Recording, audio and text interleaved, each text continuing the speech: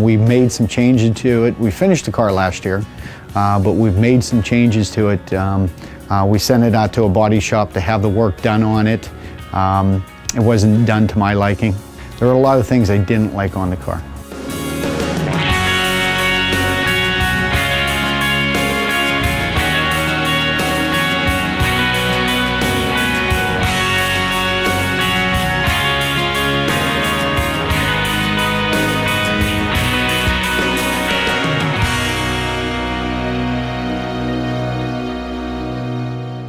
So that huge hole in there, I'm like, wow. Well, you can put a washer on the end of That's here. what I was thinking, but then it's so close. Are you sure you can't put the switch down there? Where's the interior switch? Rob rebuilt the doors, so what they're doing is reinstalling all of the original equipment, the power window system in there.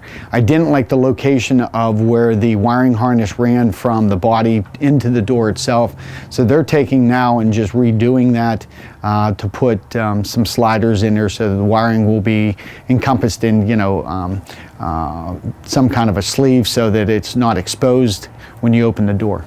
So they're taking the time necessary to reinstall that to my liking. That's what I do, is I bring it in from that side into here, and just hope that the window doesn't hit it. Yeah, good point. Just from what I see here. I figured the window's not going to come any further down than there, because that's all the way down. That's pretty close. Yeah, it's pretty close to the bottom. This is 15 inches to the bottom of here. You got 15, that's actually 14. Oh, really? So you might be able to adjust the stop up. Yeah. There is a stop in here, right? Well, it's underneath here. We just put a piece of metal on this underneath where it comes down and hits on here. Yeah, if we have to. We may not even have to. That's good. Dad, can you give him a hand bolting all this together and everything? Maybe you can do something? Not much. Can you do something for a change? Well, okay, I'll get my hands dirty. It's literally, had to drill the hole any higher, would have been right into that bracket. Which probably would have been a good thing, because it would have clearanced it probably enough for the nut to go on. We'll just make a little notch in it, would probably be just fine. Tiger and I might work, I get in there this way and just kind of mill it out.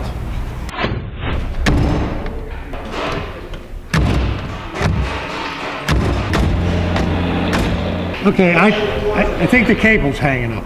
It's holding the door latch open. These poppers too, there's just enough tension on them, so they just need to slight pull, and they pull pop down. open. Yeah, they Okay. pull down on it a little bit, I Well, think. they're gonna have to take some of that tension off.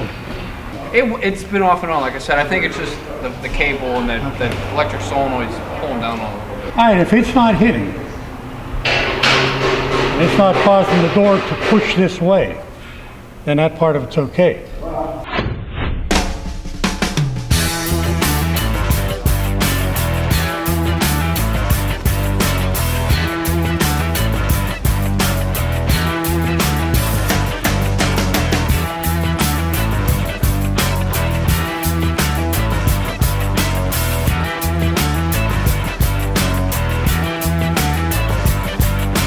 Could you rewind that and see where this come from?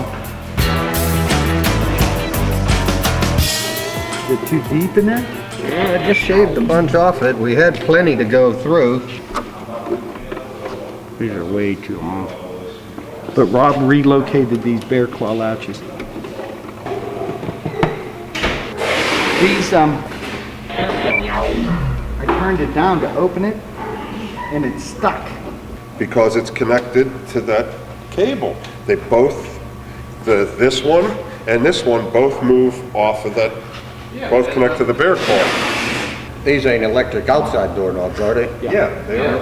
Because look, it's not latching. That's not coming back up. No, that was a little out of kilter. It was shoved back in and it was hitting the latch. It wouldn't let it lock that down, but now I got it to lock it down. And now this outside one won't let it unlatch it.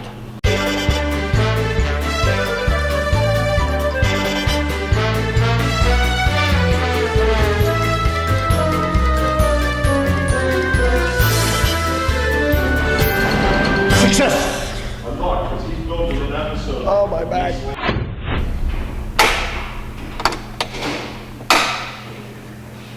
Back to the first problem. Chased that the whole way around that door and it's right back here again.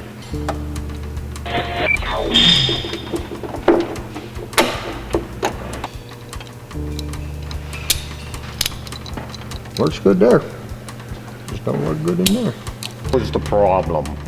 Wasn't over there, it was all the way over here. That cable had to, and it climbed up over it. Just enough tension on that cable to keep that from latching all the way. Now it works. There's that cable right there. It just had to crawl over that little bit. Don't do what they did, fold it out this way. How it's hitting that lip. Yeah. So just curl the lip up. Yeah, if you put a spacer in here and curl that lip up. Looks, I mean, for the most part, you know, Yeah, because it's got to have that, because it's a fits-all kind of deal, Yeah. it's got to have that room to teeter. move. So the further up the window will go. We're snagging on something. This doorknob thing can't come back out, huh? What doorknob? This thing up in there to maybe weld a foot on the end of that, that can't come back out. No, that's Permanently attached Yeah. to it in there. welded to the body. That's what- Okay. You know, let's jam a nut or a flat piece of metal up in that thing, or grind that. See if that window goes up and down then. There's the window cracks.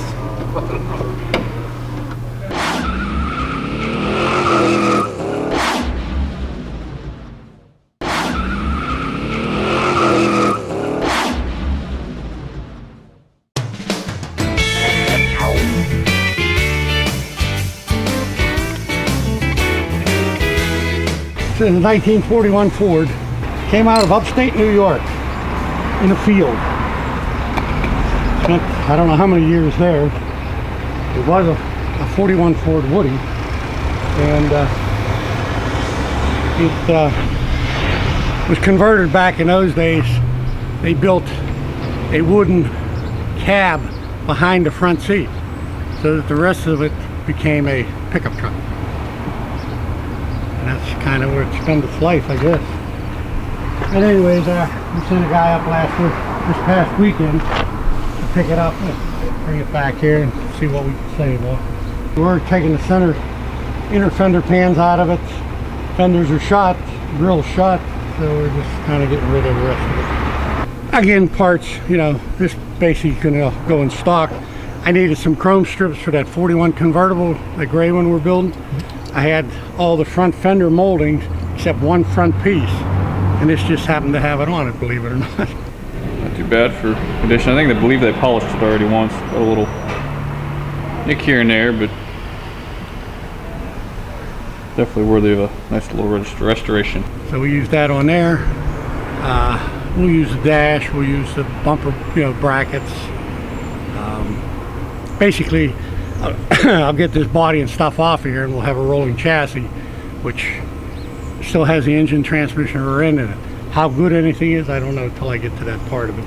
Right now, you just try to get rid of this stuff as quick as you can. We get it apart, we want off it, and then we stack it in the back, and we have the salvage guys who come by once a week and pick up all the scrap. Junk.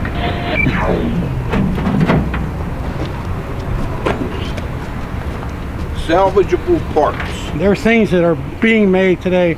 There are a lot of parts like these that you can't get reproduced. So you wind up having to try and buy donor cars, and then you build from there. And right now I don't have a project for this. 2 weeks from now I may have one sitting outside ready to go.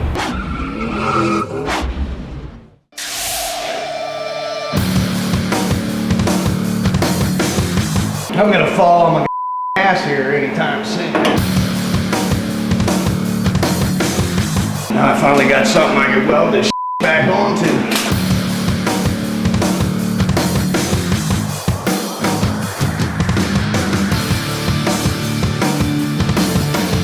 Yeah, it's come along real well. I mean, it's, you know, you might work on it for a couple weeks and it looks like nothing's getting done, but you know, you gotta start from somewhere to make it look like something's getting done anyway. You know, that's what I'm doing now underneath, you know. These things been welded about 50 times, different ways, and it's like digging a hole that you never get to the bottom of.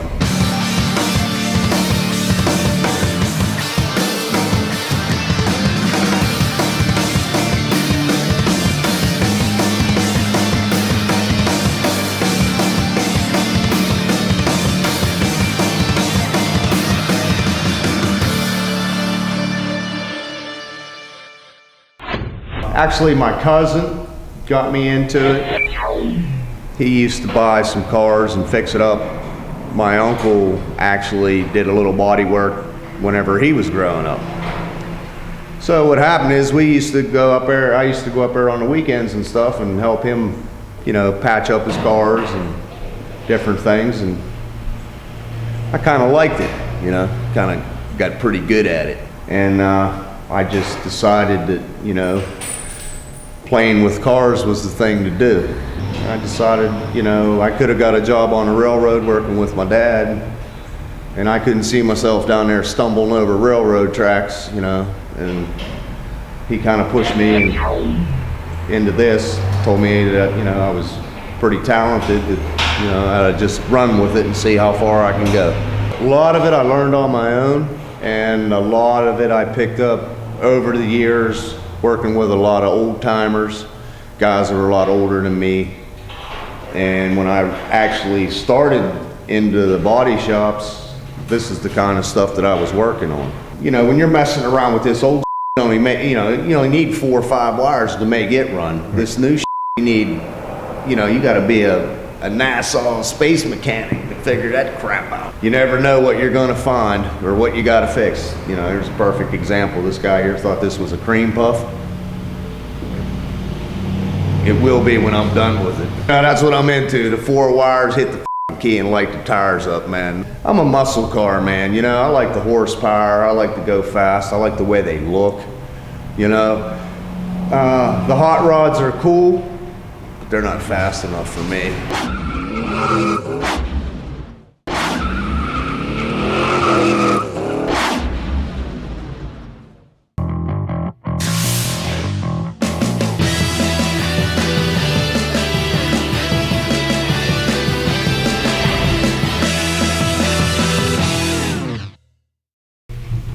Now the question becomes, are we going the wrong way?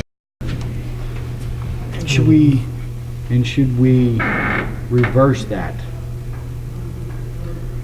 Put it further out to get the angles out of the knuckles. You understand where I'm going? Put this on the outside? Yeah, make it flat on the outside and put the knuckle more in, because what that's going to end up doing is creating a less of a pitch.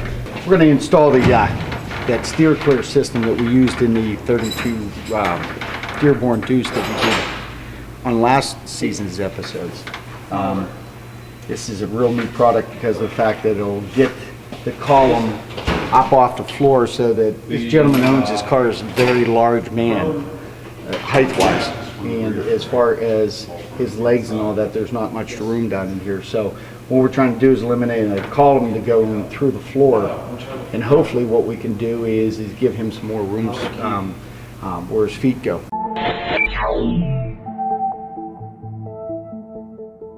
You gotta love that, man. Do something, gotta change it. Do something, gotta change it. Well, we're getting closer.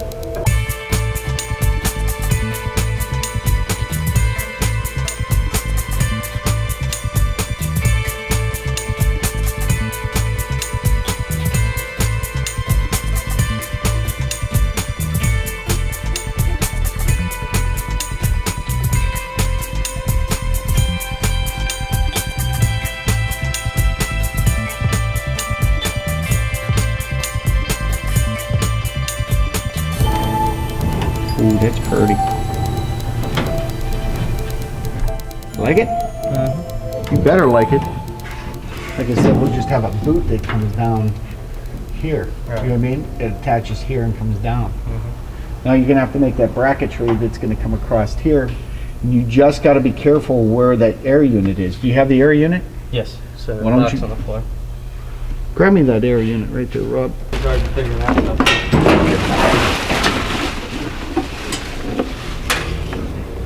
This is the mini. Jeez, oh man. Holy smokes. Maybe we need a bigger unit. Because what's going to end up happening is you can take off the tops here and we still can have space for a glove box. The more you put that towards the firewall. But before you make the final installation on this, don't forget you have to install the Dynamat in here. Now, You want to weld that in though? Well, I think we should weld it. Okay, that's what I'm asking. You're going to weld that in? Yeah, absolutely. All right, So you remember, I have to take the whole front end off again. you still need room to move that, but I mean, that's as high as you can get it. See this bracket right here? You even put a bracket off to the firewall and just build yourself a cage. You can screw right into the cage with this one. This one here can mount right off of here. You know what I mean? Just, build something with a gusset on there. What do you mean you're leaving? I have to leave. For what? I quit. All right, it better be that or somebody's dead. No, but somebody will be dead if If I don't get to leave. I Okay. gotta get my license, I gotta go sign lease paper, security deposit down, I gotta go to the dealership. Hopefully. Young Tyler doesn't like growing up.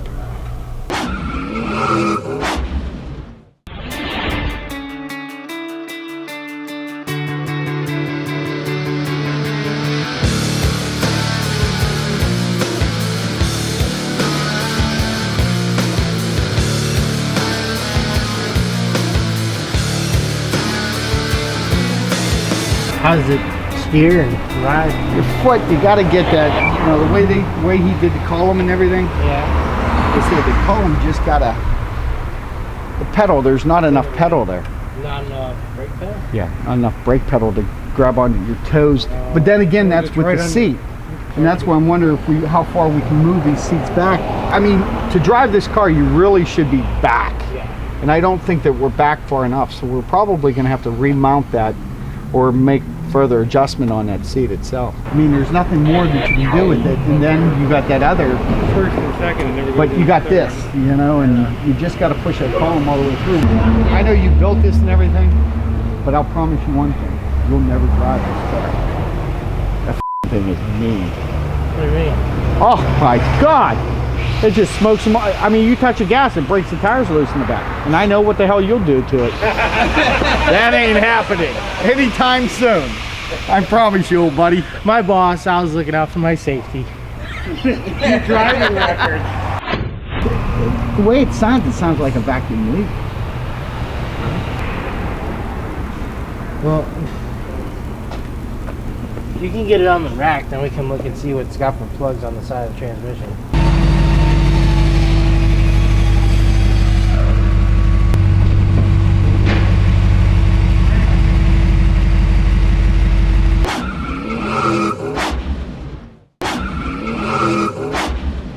There were a lot of things I didn't like on the car.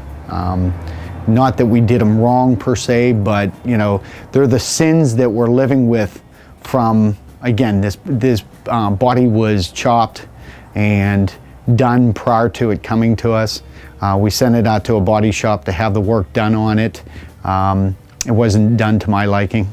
But I wasn't able to tell that because I wasn't opening and shutting the doors on it. Rob was back shutting those doors again on the Cohen car. Well, guess what? He did the same identical thing on this car here, and it took him, which most of the viewers didn't see because he did it after hours. He did it when the camera was off. He took and rebuilt both passenger and driver door on it so that they would shut properly. And again, it goes back down to sometimes you just never ever satisfied, so you have to redo things, and this is one of those items. So we've got them now back to where they're supposed to be, and upon doing that, there were some areas on the car that I wasn't happy with. The roof insert, I wanted it redone, so we took that out, and that's being redone. But short of that, everything else has come along. We've got it back together, and we're just waiting to put the roof insert into it now. Safety is number one here. Not only the quality of the work, but the safety of the work. And when you're doing things to steering or into braking or into functionality of the car itself, and especially when there are safety factors, you've got to take the time necessary to make sure that it's safe.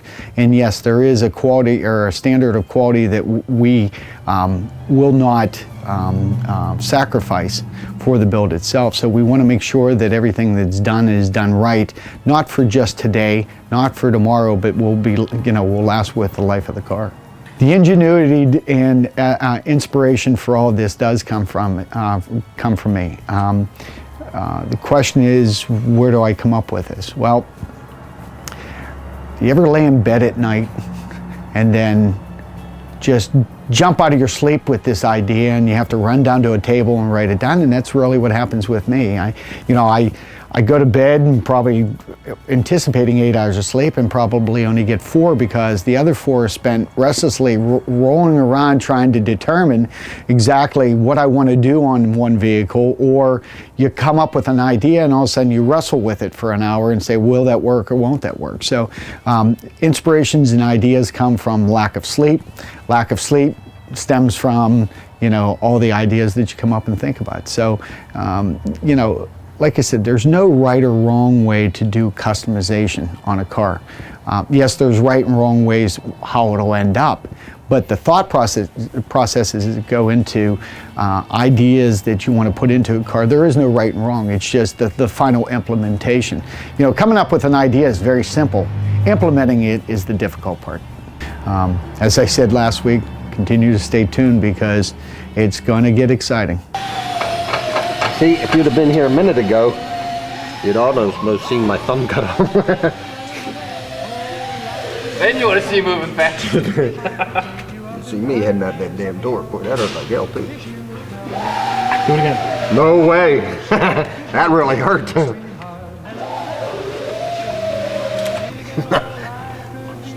No, not, see, 50 years I've kept them all. I plan on dying on them all. Attached or just with all of them? With all of them. They can be in a jar as long as I have them all.